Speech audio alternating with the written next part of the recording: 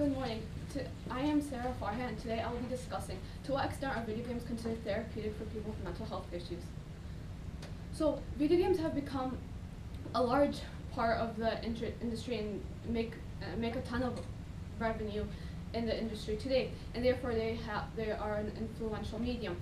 As Squire, Kurt Squire has stated, PhD in Instructional Systems Technology, and David Williamson et al., who works in the Department of Educational Philosophy, they both agree that video games have become an influential medium due to the extent and size of their influence that have reached tons of people in our world today. And because of this, video games have many effects on people, whether beneficial or not necessarily bad, but like not as good.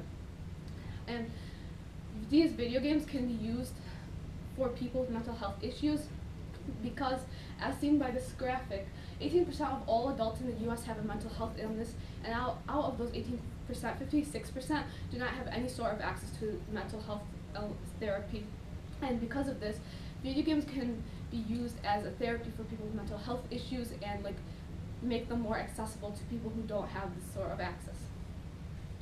First off, video games can actually help people control their emotions or just vent out their emotions, such as anger. A study done by George and Pina, who studied patients with depression who played video games, the patients with depression say that they actually felt as if they were able to control their depression after they've played video games. This means that like if you feel like you can control something, that could mean that like you can lessen the severity of the problem because you feel like you have full control of it and it feels like it's not really eating you up inside. Also, playing video games can also like let you vent out your feelings, as stated by Provenzo, who is like who has a degree in social and culture. He stated that video games can help bring out emotions within the person. This means that people that have anger issues, who like inflict injury or get angry really quickly, that means that like instead of inflicting injury upon someone causing problems, they can inflict their anger and yell at a fictional setting, which provides like therapy for them, and it makes them feel better. However, some opposition, such as Eugene Provenzo himself, stated that video games may actually increase aggression due to the violent themes within certain video games. However, Graybill and et al., who works with public health, say that there was actually no correlation when they did a study. There was no correlation between the violent themes of video games and increased violence within gamers. Socially, so video games allow people to socialize more, especially with people with social anxiety who don't really initiate relationships and connections with other people. And connections are really useful in the real world, as you have to connect with people in your job, with your coworkers and all. And so Schaffer, who works with education philosophy, stated that gamers read FAQs and participate in open-end conversations about the game, therefore initiating connections and relationships and starting open-end conversations, which actually leads to people with social anxiety becoming more social and dealing with the problem. However, a research done by Shou, Kang, Lo et al., who are cyberpsychology researchers, stated that college students actually have increased levels of social anxiety after they've played games and have decreased interpersonal relationships with others. However, Isabella Granick, PhD, stated that 70% of gamers actually play with a friend. Therefore, it's not really possible for them to have increased levels of social anxiety since they play with friends and initiate connections. Economically, video games used for therapy may actually increase the revenue in the economy, which leads to more video games, which leads to more therapy, more access for people with mental health issues. John Henk Anima and et al., who works at the Center of User Experience Research, stated that the Wii Remote was used for music therapy for kids with behavioral problems, which can so they can better control their behavior.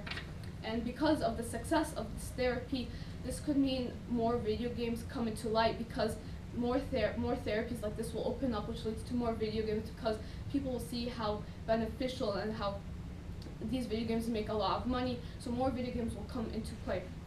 However, so people such as Andrew Boyd, who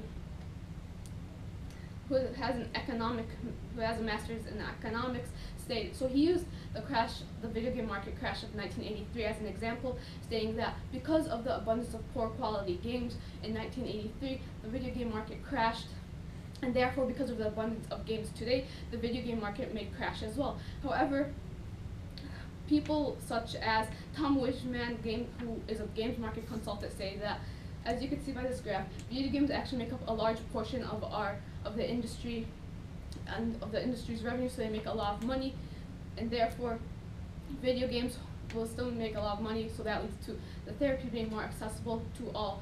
And since in 1983 the video game market crashed because of the poor quality games, back then Atari was really at the forefront of the games, but today there's more competitors, so it's not just one business out there creating all these video games. So video games help stimulate the economy, which leads to more access to therapy. They help people with social anxiety become more social, and they help people with emotional issues such as depression or anger issues. They help them better control their emotions, or vent out their emotions. However, while video games are beneficial, people with severe mental health problems such as severe depression who are having suicidal thoughts should actually go see a specialist instead of actually using these video games as therapy, because they need to have certain drugs prescribed to them. However, video games are still beneficial, and if we don't at least implement video games into therapy, people with access to mental health therapy will actually decrease, as you could see by the graphic in the beginning. The majority of Americans don't even have access to mental health therapy. So because of how beneficial video games are when dealing with people with mental health, video game therapy should still be encouraged today.